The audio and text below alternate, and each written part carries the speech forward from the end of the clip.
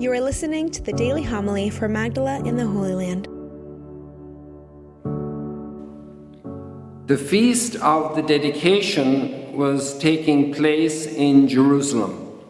It was winter, and Jesus walked about in the temple area on the Portico of Solomon. So the Jews gathered around him and said to him, "How long are you going to keep us in suspense? If you are the Christ, tell us plainly." Jesus answered them, "I told you, and you do not believe me. The works I do in my Father's name testify to me, but you do not believe, because you are not among my sheep. My sheep hear my voice.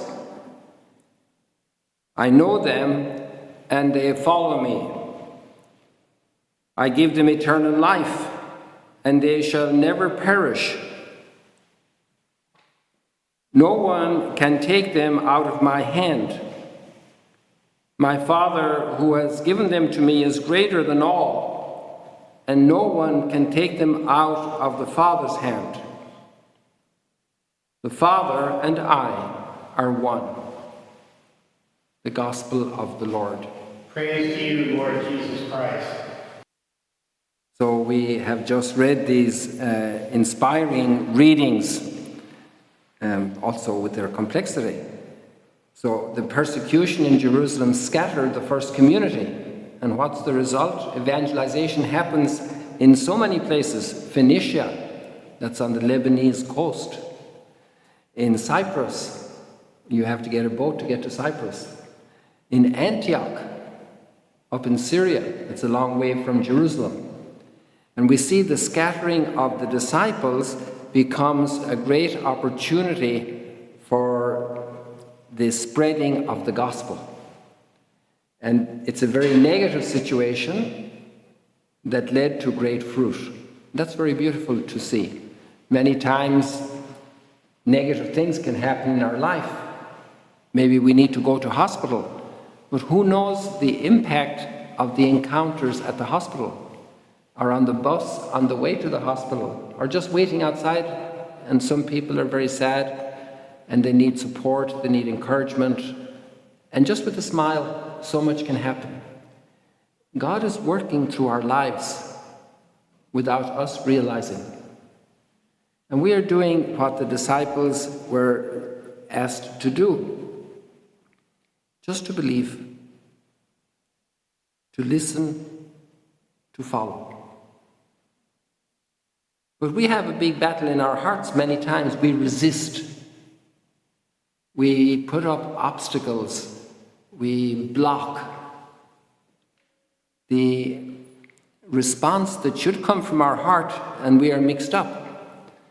And these people in Jerusalem want to force Jesus to reveal his full identity. And it's very interesting in the passage of the Gospel, he does it for them, but in a different way than they want it. They want him to say that he is the Christ. And he will only do this on Calvary, when he can no longer be misunderstood. He cannot be forced to be a political Messiah on the cross. But for now, he talks about his Father. And the last line is, "The Father and I are one." If we just had this line on its own, it would be really not enough, because we have a lot more. And so we have a lot more pieces to put together. We have the words of the Father at the baptism, "This is my beloved Son in whom I am well pleased." We also have the words of Jesus in Gethsemane, "Father, take this cup away from me, but not my will, thy will be done."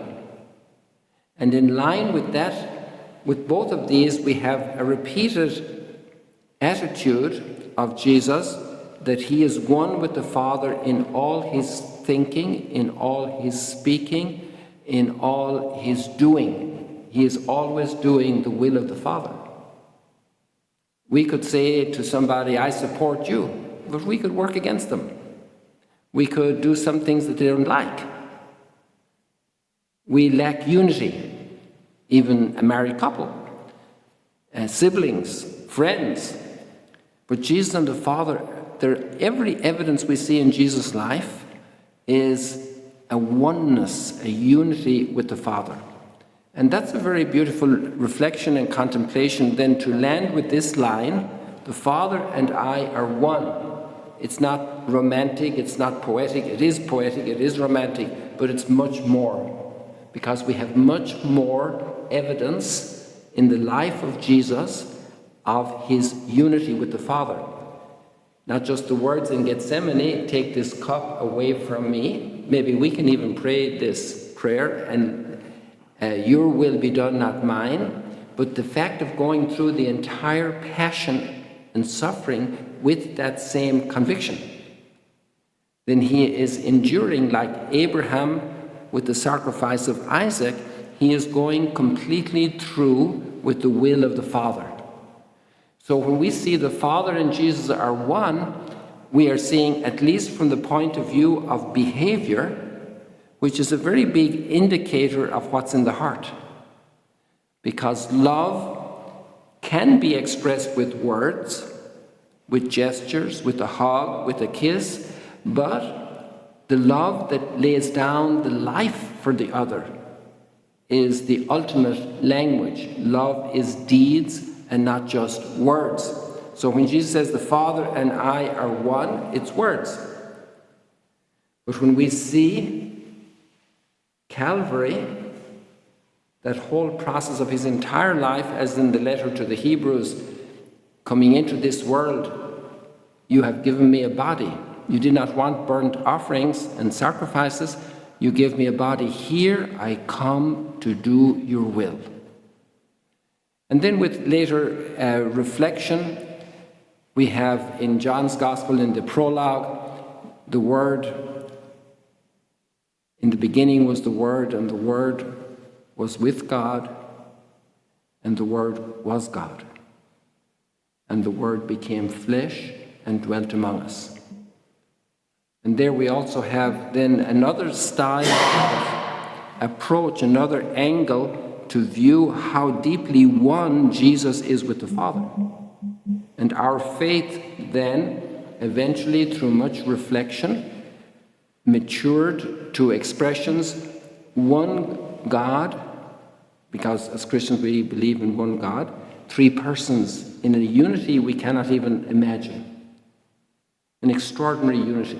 There's another little expression of this. Jesus says, everything I speak, I got from the Father. So the unity is deeply, deeply present, and that's actually the source of all unity.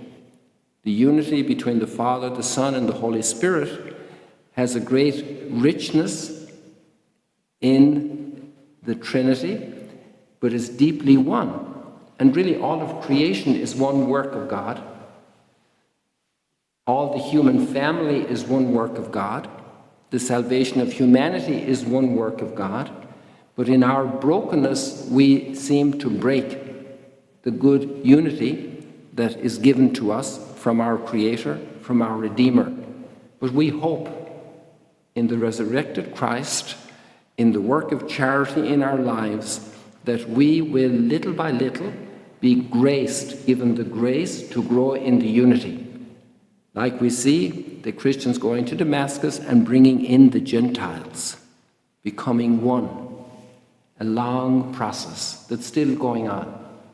Let us pray for the gift of the unity of the Father, the Son, and the Holy Spirit, that it will bless humanity to heal all our tensions, all our conflicts, all our brokenness in every sector of life. Thank you for joining us today. If you want to learn more about Magdala, follow us on YouTube and on Facebook.